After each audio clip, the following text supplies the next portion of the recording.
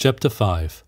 They all separated, and except for Anatole, who fell asleep as soon as he got into bed, all kept awake a long time that night. Is he really to be my husband? This stranger who is so kind? Yes, kind, that is the chief thing, thought Princess Maria, and fear, which she had seldom experienced, came upon her. She feared to look round. It seemed to her that someone was there, standing behind the screen in the dark corner, and this someone was he, the devil. And he was also this man with the white forehead, black eyebrows and red lips. She rang for her maid and asked her to sleep in her room. Mademoiselle Bourrienne walked up and down the conservatory for a long time that evening, vainly expecting someone, now smiling at someone, now working herself up to tears with the imaginary words of her pauvre mère, rebuking her for her fall. The little princess grumbled to her maid that her bed was badly made. She could not lie either on her face or on her side. Every position was awkward and uncomfortable, and her burden oppressed her now more than ever because Anatole's presence had vividly recalled to her the time when she was not like that, and when everything was light and gay. She sat in an armchair in her dressing jacket and nightcap, and Katya, sleepy and dishevelled, beat and turned the heavy feather bed for the third time, muttering to herself. "I told you it was all lumps and holes," the little princess repeated. "I should be glad enough to fall asleep, so it's not my fault." And her voice quivered like that of a child about to cry. The old prince did not sleep either. Tikhon, half asleep, heard him pacing angrily about and snorting. The old prince felt as though he had been insulted through his daughter. The insult was the more pointed because it concerned not himself but another, his daughter, whom he loved more than himself. He kept telling himself that he would consider the whole matter and decide what was right and how he should act, but instead of that he only excited himself more and more. "The first man that turns up, she forgets her father and everything else, runs upstairs and does up her hair and wags her tail and is unlike herself, glad to throw her father over, and she knew I should notice it. And don't I see that that idiot had eyes only for Bourienka? I shall have to get rid of her. And how is it she has not pride enough to see it? If she has no pride for herself, she might at least have some for my sake. She must be shown that the blockhead thinks nothing of her, and looks only at Bourrienne. No, she has no pride, but I'll let her see." The old prince knew that if he told his daughter she was making a mistake, and that Anatole meant to flirt with Mademoiselle Bourrienne, Princess Maria's self-esteem would be wounded and his point, not to be parted from her, would be gained. So pacifying himself with this thought, he called Tikhon and began to undress. "What devil brought them here?" thought he, while Tikhon was putting the nightshirt over his dried-up old body and grey-haired chest. "I never invited them.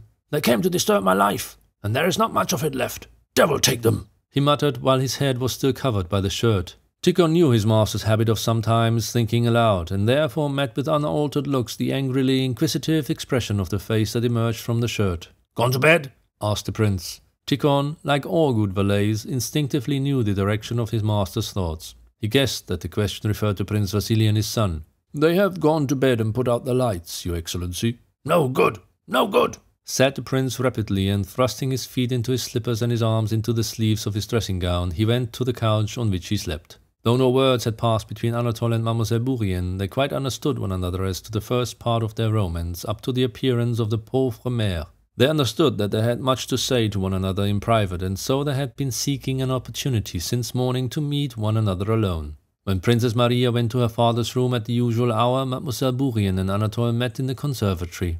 Princess Maria went to the door of the study with special trepidation. It seemed to her that not only did everybody know that her fate would be decided that day, but that they also knew what she thought about it. She read this in Tikhon's face, and in that of Prince Vasily's valet, who made her a low bow when she met him in the corridor carrying hot water. The old prince was very affectionate and careful in his treatment of his daughter that morning. Princess Maria well knew this painstaking expression of her father's. His face wore that expression when his dry hands clenched with vexation at her not understanding a sum in arithmetic. When rising from his chair he would walk away from her, repeating in a low voice the same words several times over. He came to the point at once, treating her ceremoniously. "I have had a proposition made me concerning you," he said with an unnatural smile. "I expect you have guessed that Prince Vasily has not come and brought his pupil with him." For some reason, Prince Bolkonsky referred to Anatole as a pupil. "For the sake of my beautiful eyes. Last night a proposition was made me on your account, and, as you know my principles, I refer it to you."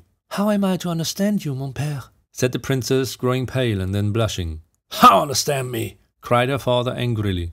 "Prince Vasily finds you to his taste as a daughter-in-law, and makes a proposal to you on his pupil's behalf. That's how it's to be understood. How understand it? And I ask you, I do not know what you think, mon père, whispered the princess. I? What of me? Leave me out of the question. I'm not going to get married. What about you? That's what I want to know. The princess saw that her father regarded the matter with disapproval, but at that moment the thought occurred to her that her fate would be decided now or never. She lowered her eyes so as not to see the gaze under which she felt that she could not think but would be only able to submit from habit, and she said, I wish only to do your will, but if I had to express my own desire... She had no time to finish. The old prince interrupted her.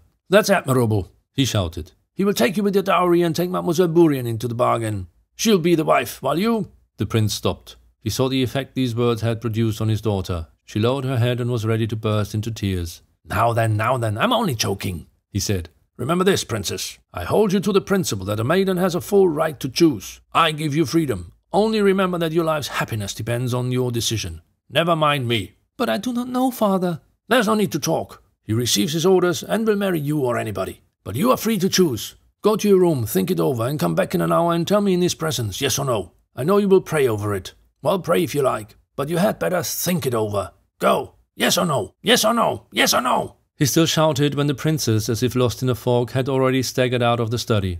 Her fate was decided and happily decided, but what her father had said about Mademoiselle Bourrienne was dreadful. It was untrue to be sure, but still it was terrible and she could not help thinking of it. She was going straight on through the conservatory, neither seeing nor hearing anything, when suddenly the well-known whispering of Mademoiselle Bourrienne aroused her. She raised her eyes and 2 steps away saw Anatole embracing the Frenchwoman and whispering something to her. With a horrified expression on his handsome face, Anatole looked at Princess Maria, but did not at once take his arm from the waist of Mademoiselle Bourrienne, who had not yet seen her. Who's that? Why, wait a moment, Anatole's face seemed to say. Princess Maria looked at them in silence. She could not understand it. At last Mademoiselle Bourrienne gave a scream and ran away.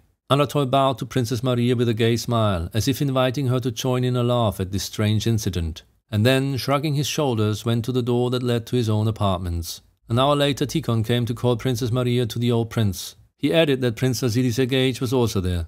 When Tikhon came over to her, Princess Maria was sitting on the sofa in her room holding the weeping Mademoiselle Bourrienne in her arms and gently stroking her hair. The princess's beautiful eyes, with all their former calm radiance, were looking with tender affection and pity at Mademoiselle Bourrienne's pretty face. Non, princesse, je suis perdue pour toujours dans votre cœur, said Mademoiselle Bourrienne.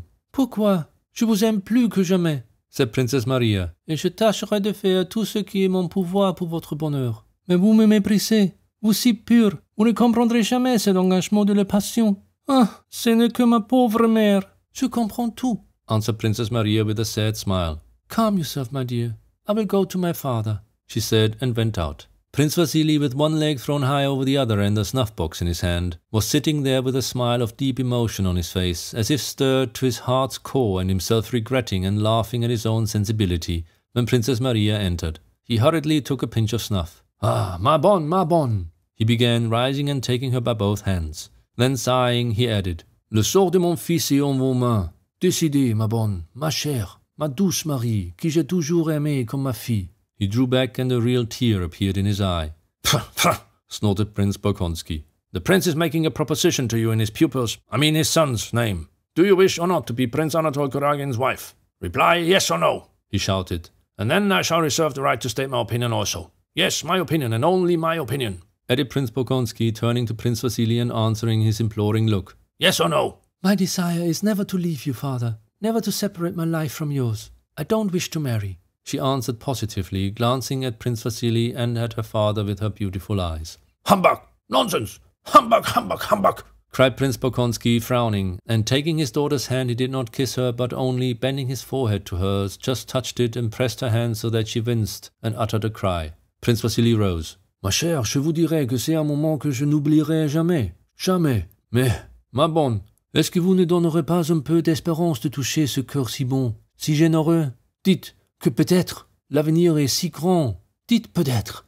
Prince, what I have said is all there is in my heart. I thank you for the honor, but I shall never be your son's wife. Well, so that's finished, my dear fellow. I'm very glad to have seen you, very glad. Go back to your rooms, princess. Go, said the old prince. Very, very glad to have seen you, repeated he, embracing Prince Vasily. My vocation is a different one, thought Princess Maria. My vocation is to be happy with another kind of happiness, the happiness of love and self-sacrifice. And cost what it may, I will arrange poor Amélie's happiness. She loves him so passionately, and so passionately repents. I will do all I can to arrange the match between them. If he is not rich, I will give her the means. I will ask my father and Andrei. I shall be so happy when she is his wife. She is so unfortunate, a stranger, alone, helpless. And, oh God, how passionately she must love him if she could so far forget herself. Perhaps I might have done the same, thought Princess Maria.